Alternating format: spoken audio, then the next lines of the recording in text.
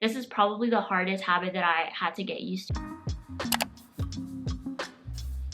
Here are 10 easy habits you can start to improve your mental health this year. My name is Denais. I am a therapist and mindset coach for ambitious women and mood entrepreneurs. And I'm going to share with you what I recommend you start doing this year so that you can start improving your mental health. Habit number 1. The first habit is practicing gratitude. I cannot stress enough how much gratitude can really help improve and mitigate those negative emotions in our life. You only need 5 minutes each day to start practicing gratitude. I've recommended this journal several times. It's called the 5-minute journal, to really be able to stay present and focus on what are the good things that are happening in your life. Gratitude will boost dopamine and increase serotonin. These are the neurotransmitters in our brain that help us improve our mood and better feel positive emotions. If you're someone who's constantly worrying about the future, then practicing gratitude can help you stay more present in the here and the now. So just start. It only takes 5 minutes of your day.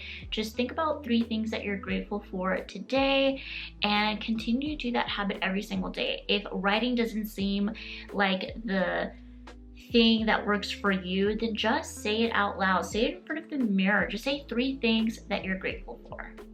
Now, habit number 2 is set goals that align with your values. If you have no idea what your values are, I'm gonna put a values list right here so that you can write down what is most important to you. Oftentimes we make goals that don't really align with our values, and then we notice that we don't stick to them. That's specifically because we don't really vibe with them. We don't really mesh well with them, and so we're hitting goals that don't really actually matter to us. Our values can help direct our choices and our behaviors in a helpful way. It is so important that as a human, we feel like our life has meaning, and by using our values to drive our behaviors, our choices, this can help us make us feel aligned and make us feel so much good when we accomplish that goal. So if you're not already setting goals that align with your values, I want you to start just looking at this values list and writing down what are some of your most important values, and then looking at your goals list and seeing, are these goals aligned with my values? Habit number 3 is pick one day out of the month where you focus on all the tasks you've been avoiding, or even just having a short list of tasks to continue to work through that you have been avoiding. So I love to put it in my calendar. You can call it a life admin day, you can call it things I've been avoiding day, you know, whatever you want to call it, but put it in your calendar. This is the day that you're going to live free so that you could start working on the things that you've been procrastinating, that you've been avoiding. Oftentimes we can't move on to the next thing because we're making it bigger in our head than it actually is.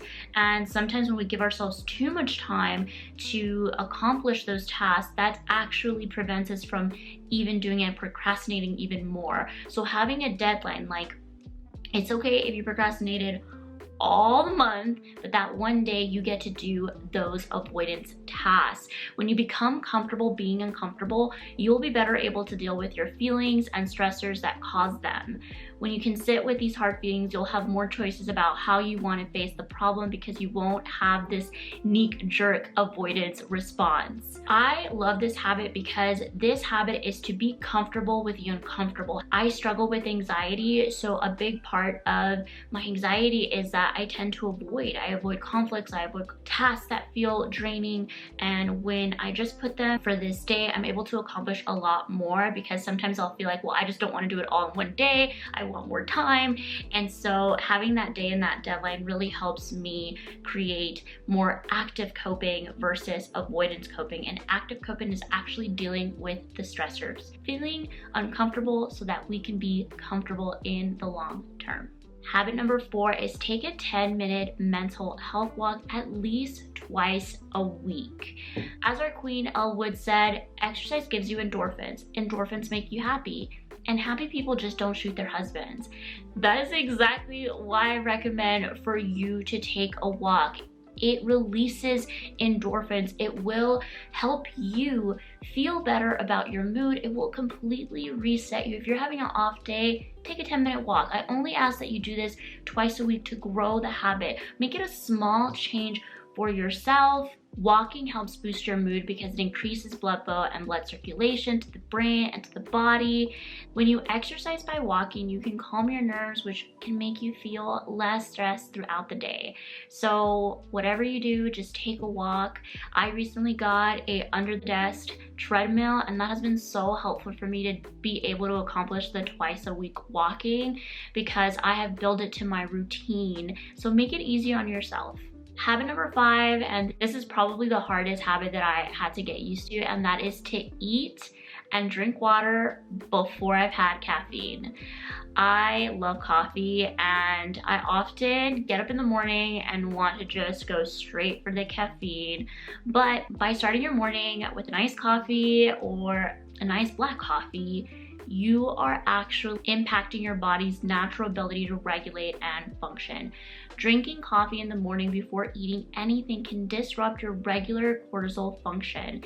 In some cases, drinking your coffee actually causes your cortisol to spike at unpredictable times, and in others, creating a situation where your cortisol levels, aka your stress levels, remain constantly high.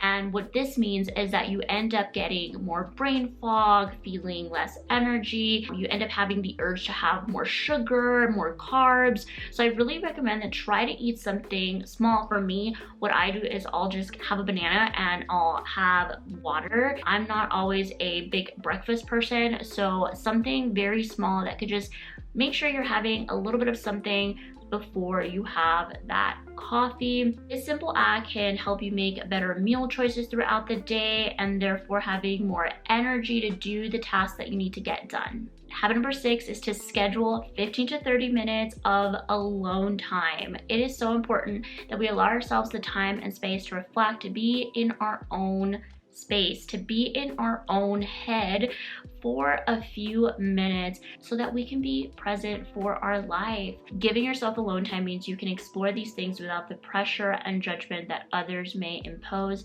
Having time to yourself is critical for growth and personal development. I love having alone time because it allows you to, instead of having to focus on everything around you, the needs of others, responding to other people, doing all these other things, it allows you to prioritize yourself, and by doing that, you then have more energy to be present for the people around you. Habit number 7 is to set your phone to charge away from your sleeping area. I recommend you do this at least 30 to 45 minutes before you head to bed. The blue light colored light from screens can disrupt your body's production of the sleep hormone, melatonin. Also, using devices late at night can actually trick your brain to stay awake longer. And so it really doesn't serve you. You end up waking all tired. And honestly, a lot of people overuse melatonin, like melatonin supplements. And melatonin supplements are actually have been tied to depression and anxiety. So if you are someone who uses melatonin, you might want to work on navigating your sleep schedule so that you could stop being so dependent on the melatonin supplements, because your body naturally produces this. Habit number 8 is to journal daily. Journaling helps control your symptoms and improves your mood by helping you prioritize problems, fears, and concerns. It provides an opportunity for positive self-talk and identifying negative thoughts. By journaling, you can recognize triggers and just better ways to cope with those triggers. It's very important that we allow ourselves time to reflect. It's really important that we do start tracking our mood or journaling what's happening around the day so that we can actively start coping on the things that are stressing us out.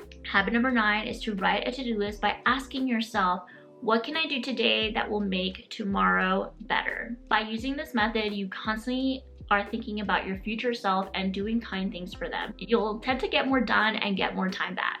Habit number 10 is to check in with yourself either by doing a weekly reset or monthly reset. I have a whole playlist on how to do your own monthly reset. I also have a guide so that you can download to start really checking in with yourself, checking in on your goals, making sure that you're making progress on those goals, making sure that you are reflecting on how things are going so that you can improve your habits, put things in place to make them better.